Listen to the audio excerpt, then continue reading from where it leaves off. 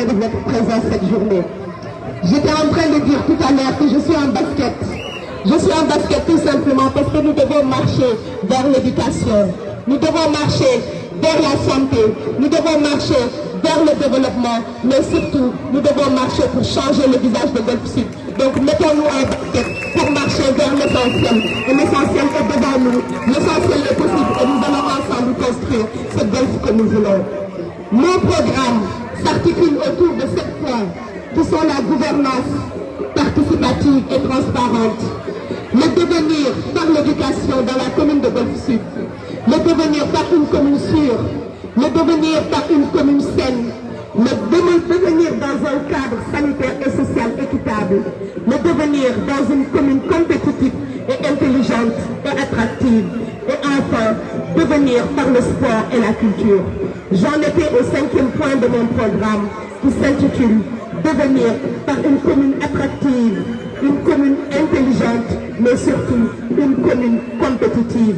Parce que je suis profondément convaincue que le développement local, le développement territorial doit être une préoccupation de tous les gouvernants. Nous ne pouvons pas développer le Sénégal si nous n'arrivons pas à développer le territoire. Donc développer la commune de Golf Sud, faire de Golf Sud une ville qui passe d'une ville dortoir à une commune qui marche est un de nos objectifs prioritaires. Donc devenir dans une ville compétitive, une ville attractive, une ville intelligente, en somme un Golf Smart. Loin d'être un espace de contrainte, la commune de Golf Sud doit être un territoire de toutes les opportunités. Le golf que nous proposons est un golf d'espérance, de projection, enfin un territoire possible. Nous devons aujourd'hui créer une base de données des demandeurs d'emploi. Nous devons mettre en place des entreprises solidaires, des entreprises compétitives et créer une base de données des entreprises, connaître dans chaque secteur d'activité quels sont les golfois qui s'activent. Organiser chaque année un forum de l'emploi. Travailler à aménager un cadre commercial qui permettra de séparer les activités commerciales des activités courantes telles que l'habitation et autres.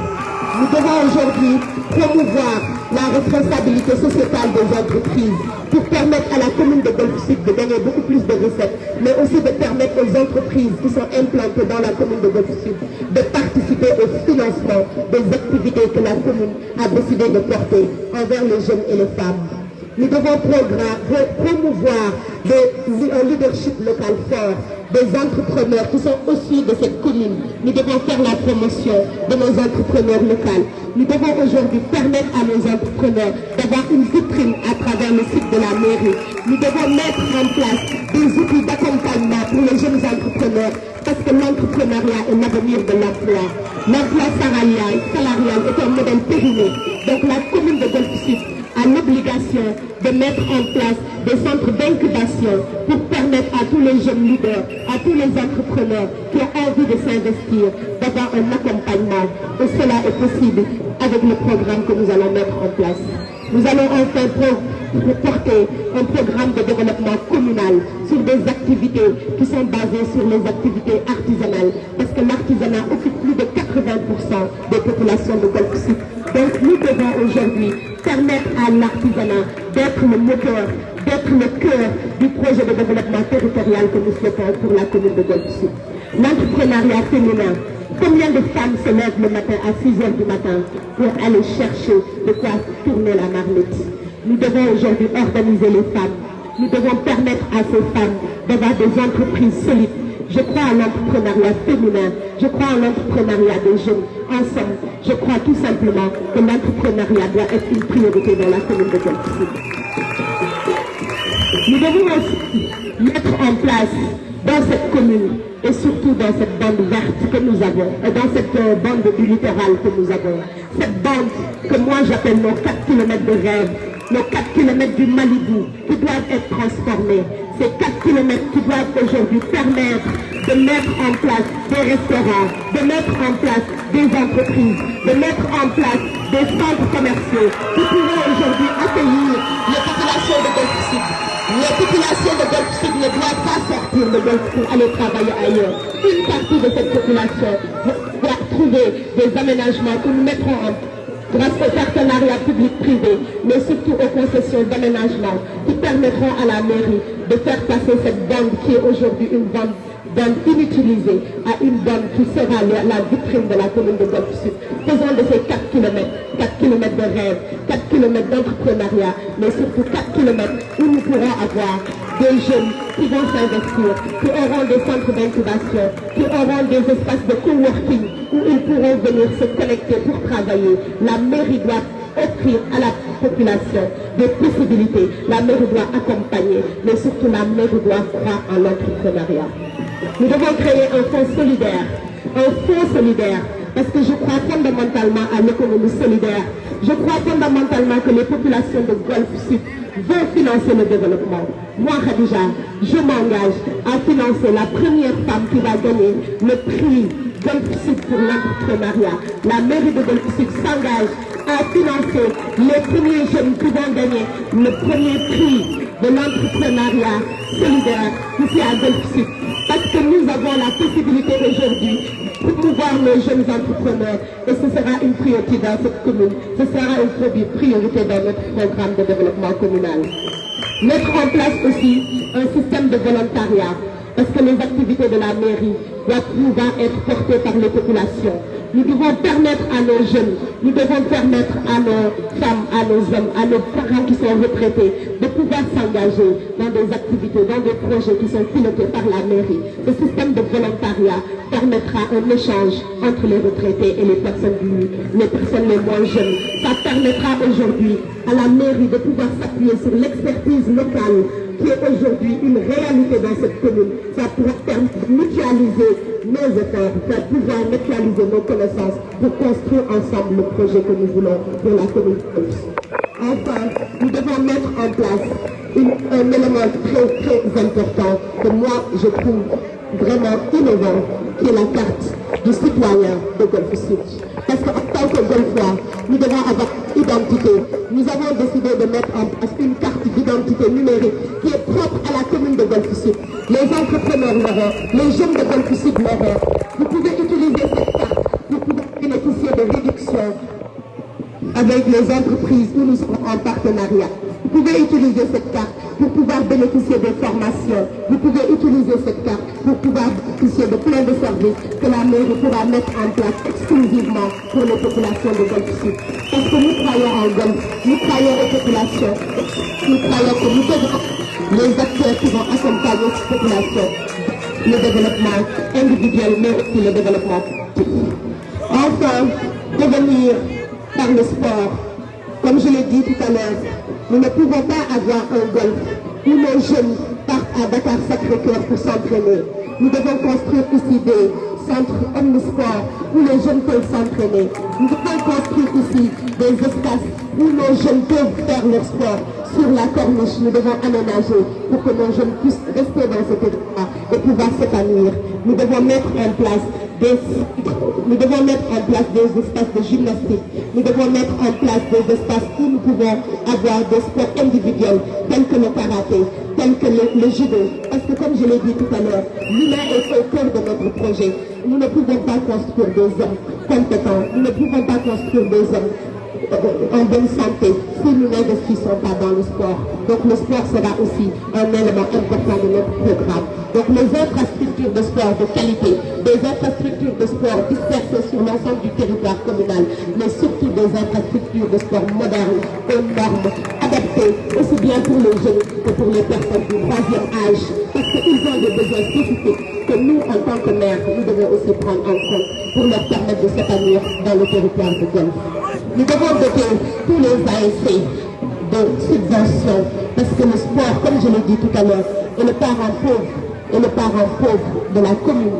Nous ne pouvons pas avoir des champions olympiques demain. Nous ne pouvons pas avoir des golfois qui seront dans l'équipe nationale de basket, de foot ou autre, si nous n'investissons pas assez dans nos sports, si nous n'investissons pas assez dans les équipes qui sont dans la commune de Golf Sud. Donc nous prenons aujourd'hui l'engagement de soutenir autant que faire se peut ces ASC, autant que faire se peut ces clubs de judo, ces clubs de basket, ces clubs de handball. Pour votre information, l'équipe de handball de Golf Sud et une équipe qui est montée en division 1 sans avoir un terrain pour s'entraîner. Ils partent s'entraîner dans les autres communes, ce qui n'est pas normal. Donc, notre objectif aujourd'hui, c'est de doter cette commune d'infrastructures de sport de qualité pour permettre aux jeunes golfeurs de pouvoir exprimer leur talent et demain d'avoir des champions olympiques, des champions olympiques qui seront originaires de la commune de Golf Sud. Je dirais juste que mon rêve pour cette commune est si grand qu'on me demande parfois si c'est réaliste. Je vous dirais juste que c'est réaliste parce que j'ai la ferme conviction de le travailler, de le faire avec une équipe municipale compétente, une équipe municipale digne, mais surtout une équipe municipale capable d'anticiper sur les enjeux et sur les vrais projets qui pourront nous permettre de faire de notre golf un golf sûr, un golf où l'éducation est une priorité, mais surtout un golf attractif, un golf smart, mais surtout un golf intelligent. Et ce projet de société que je propose, nous le proposons avec les populations de Golf Sud. koñ bu nekk gox bu nekk képp ku nga xam ne fii nga dëkk ci Golf Sud projet bi pour yow la projet bi fi nga bokk projet bi am nga ci wàll projet bi suñ ko tabaxee dañ koy tabax ensemble. La mairie seule ne peut pas réussir, les populations ne peuvent pas laisser en rade. Nous avons l'obligation aujourd'hui de construire des projets participatifs, de mettre en place des outils de participation citoyenne. Nous avons aujourd'hui l'obligation de nous engager pour la communauté. Nous avons aujourd'hui l'obligation de nous demander qu'est-ce que nous devons faire, qu'est-ce que nous pouvons apporter à notre commune. Et c'est le sens de mon engagement politique, c'est le sens de mon engagement associatif. Et c'est ce qui m'a amené ici devant vous pour vous présenter ce programme. J'ose espérer qu'il vous a convaincu. En tout cas, je l'ai fait du fond du cœur. Et j'ose espérer que nous allons gagner le 23 et que le 23 nous allons ouvrir un nouveau livre, nous allons ouvrir une nouvelle page. Nous allons marcher vers l'essentiel. Portons nos baskets pour marcher vers l'essentiel. Portons nos baskets pour marcher vers l'éducation de nos enfants. C'est possible, c'est maintenant, c'est maintenant. Merci d'avoir assisté à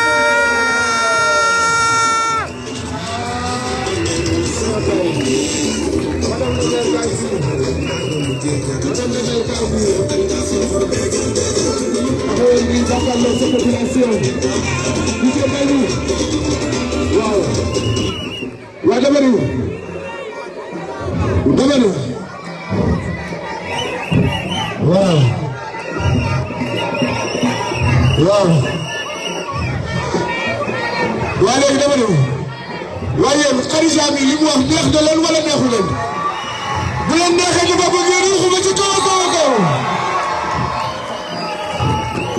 Khadija neexu leen doy na foofu rek laa yem. Alors je vous rappelle que elle a déjà fait sa présentation de programme ce soir. yaakaar naa ni li mu wax dal na xel kon madame le maire sa population déglu na la. Madame le maire golf yow la yaakaar madame le maire fas nañ la coalition Yewwi Askan Wi yow la jiital fii ci Golf Sud waaye yéen da ngeen am ndam wala doo leen am ndam waaye yéen da ngeen yóbbu Khadija ca mairie ba de kan mooy dem ca mairie ba kan mooy dem ca mairie ba kan mooy dem ca mairie ba loolu for na kon Khadija waa Golf nee nañ yow yaa dem ci mairie ba li nga wax tooy na leen kontaan nañ ci yow madame le maire maintenant vous pouvez vous asseoir. Merci bien vous applaudissez madame le maire. tàccul leen ma madame le maire. Alors Bijou c'est l'utile à l'agréable. Alors c'est vrai que war nañ di boole l'utile à l'agréable waaye ñi toog fii dañuy ay kilifa te jot bëreetul neex na ñëpp kontaan nañu. On va maintenant essayer de donner la parole aux leaders. ñoom it dañoo ñëw ba fii sol seen dàll ngir daat ñuy tatagal wan ñu yoon ba pare daat ñuy teg ca kaw. Comme ce qu'on va faire, la première chose à faire, on va donner la parole au candidat de la ville, M. Ahmed Aïdara. Il est là.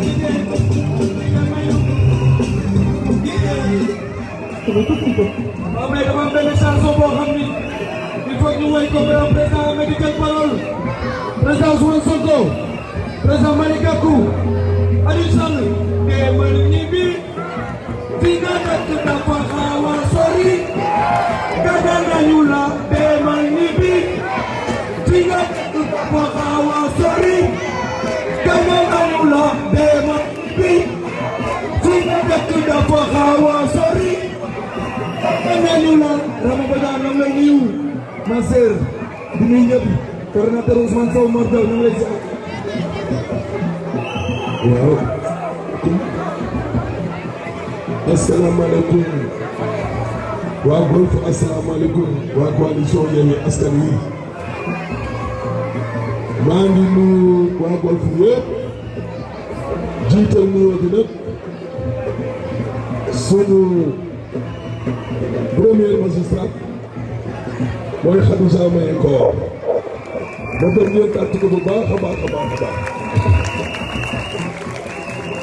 yeneen commune yëpp ñaari commune yoo amagul maire te élection yi commencé nañu mooy Sam Notaire seen maire la ñu Ami Kanté gars yi nee nañu Bongo Sarr maire Golf Sud moom Macky Sall ci boppam moo wax Aïda Sow Diawara ne ko doy na kooku moom dindi nañ ko te élection yi jotul maire bu bees baa ngi nii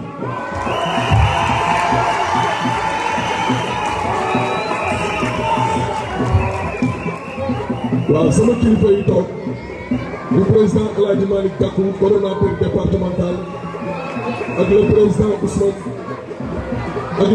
Ousmane Sonko ak le président Mamadou Thiam bokk ci conférence des leaders mu ne naa wax ci seen tur mu nuyuwaale tamit entité toutes les entités yi nga xam ne dañoo nekk ci biir coalition bi muy waa Taxawu muy waa PUR muy waa MRDS muy waa Bisiñak parti yëpp ak mouvement yi ñu nañ leen siyaar ne ak appel 3J bu Aminata Lo tey ak Aïda Mbodj ñu ngi leen di siyaar di nuyu ñëpp ak Déthié Fall waaw maman ngi daan reena ak GIG waa géej waay ndax bokk waaw suñu kilifa yi toog na nee na ñu ngi jéggalu ci retard bi parce que Serigne Mansour Sy Djamil dafay ñëwoon ñu dem dénk fa ay ñaan te ñëpp xam nañ ne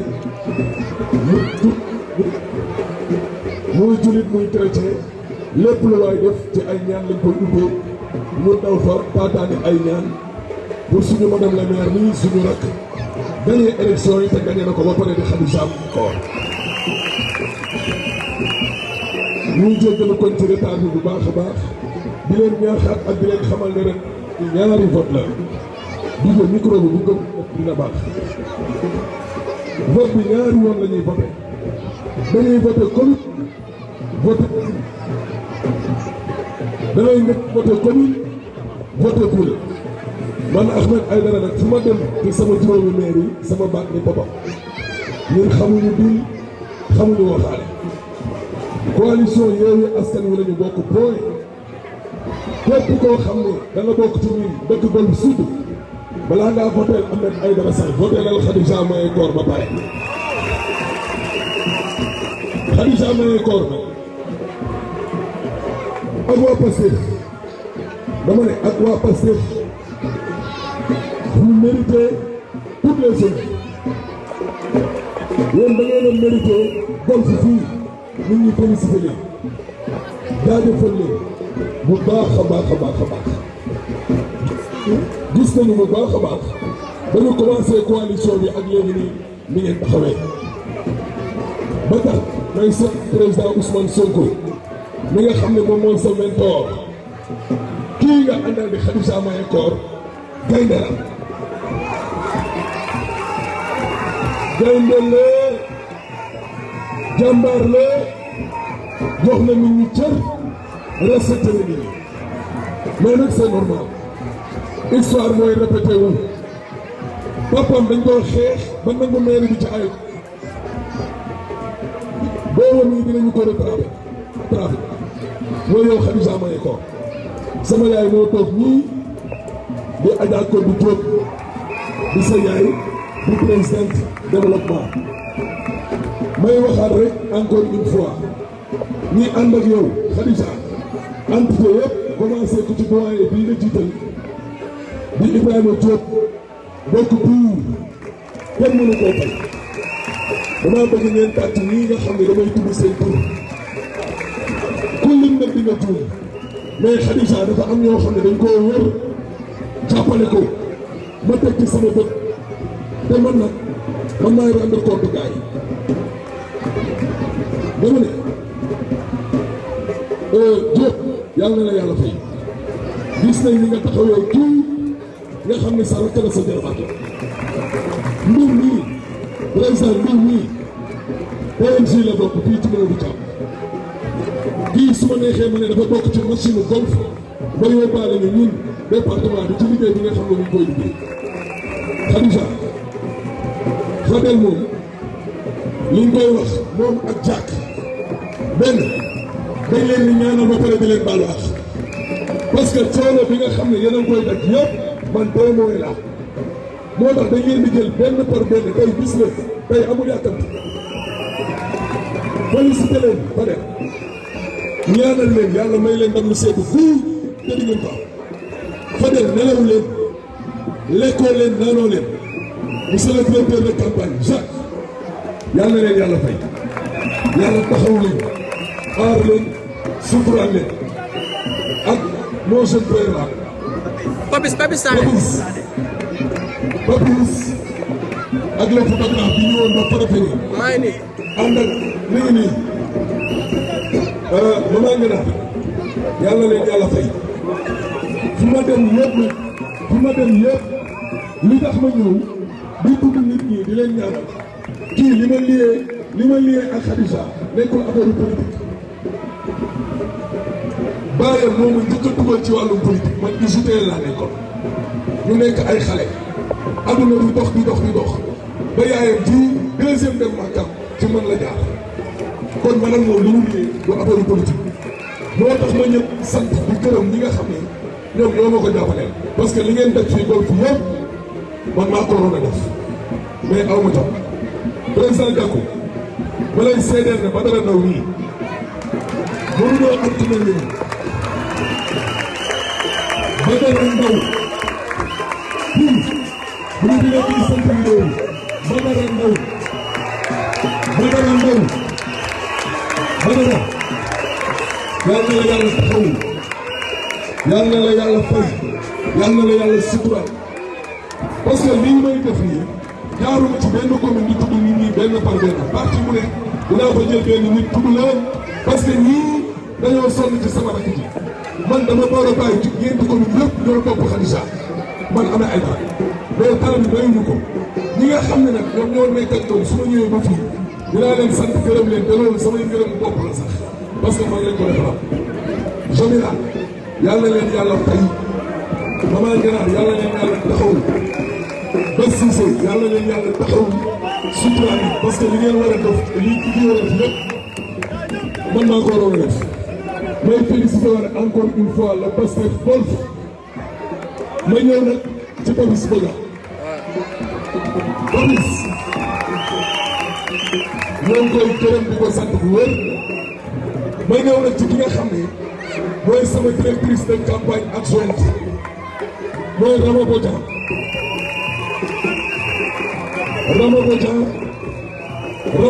bi ñu nee dama bëgg ngeen xool ko Rama Bodian mooy coordonnatrice adjointe département Pastef Rama Bodian nii mi ngi may defaral liggéey boo xam ne donc nee na ma nag bu liggéeyu wax ci kaw naa noppi Rama képp ku la mos a doon ci sama njaboot bii rek man sugu naa baalu laax yow yàlla na wala yàlla fay kii moom tey samay doléances laa fi wax Rama yàlla na yàlla guddal sama li ma defaral bi ñu commencé ak léegi bi ñuy commencé sama directeur de campagne leader la dafa am fépp ay militants mooy Mamadou Thiam bi moom Malick Gakou il faut ñuy dem ci tournée yi gisee Ousmane Sonko candidat la mais ñëwal nañu ñoom tam noonu la ñuy demee waaye bi ci Thiam nekkulee Rama Bodian moo ma assuré pendant 48 heures Thiam ñëw mu continuer nekkaat ak man ba léegi ba démb si guddi lu xew chaque jour daf may téléphoné man dama ne yow laay daanelee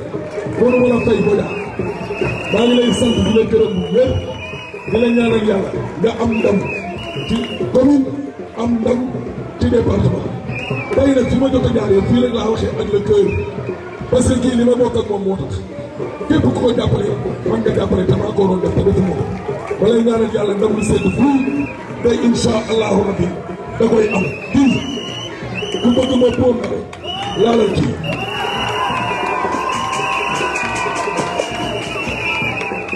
Alors, c'était le candidat de la ville parler au nom de tous les leaders finalement parce que ñoom ñëpp dañ leen kaddu waaye ils ont décidé de laisser Mohamed Aïdara parler à leur nom kon ñoo ngi gis la complicité en ce moment de son mentor monsieur le président Sonko, de son oncle Gakou, de son oncle frère Mamadou Thiam, entouré la alors on va prendre la photo de famille et comme ça Chef. on va terminer Colonel. on va terminer la cérémonie en beauté. ñoo ngi remercier bu baax ki nga xamante ni mooy Madi Gueye moom moo nekk ci lu mën a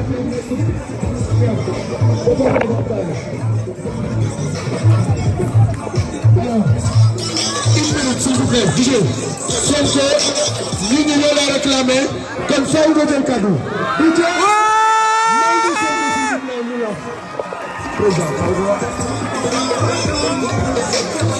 Sonko.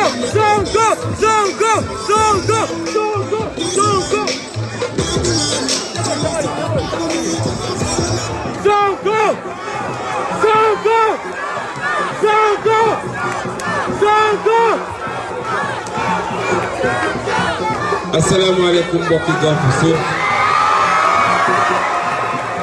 kaddu yi du bëri ñu ngi leen di nuyu di leen gërëm ci tertu bi ci sama tur waaye ci turu leader yi ma àndal tey jiital ci sama mag sama xarit El Hadj Malick Gakou di doomu Géejawaay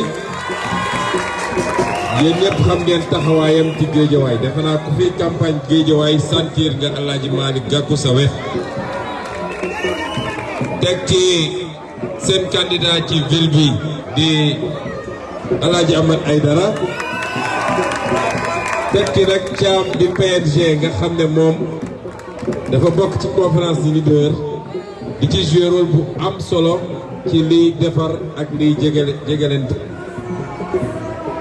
wax ji du gudd yéen wat a bokk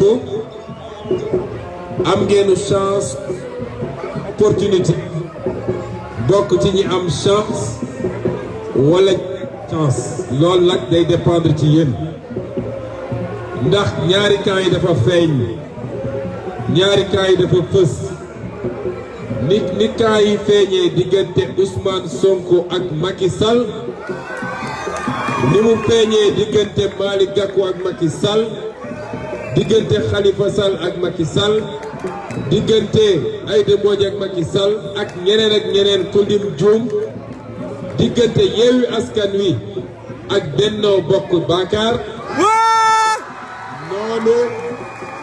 noonu la feeñee nañ fii Géejawaay diggante candidat yi nga xam ne moom la ñu am ak ñi nekk ci beneen fàll bi waa Géejawaay li ma bëgg ngeen xam mooy soo jëlee ville bi xam ngeen ki fi nekk maire depuis 7 ans te maire par accident la parce que jamono jooju dañ doon laxas nit ñi ci biir ay liste bu ñu paree waa conseil ba décider waaye su doon dafa ñëw présenter candidature mu doon scrutin direct kon du mës a nekk maire Guédiawaye kooku nag yéen xam ngeen jot ci réew mi man bind naa téere wax ci pétrole bi ne moom def na ci pétrole bi loo xam ne bu dul woon magam mooy président de la république tey ma nga dugg siin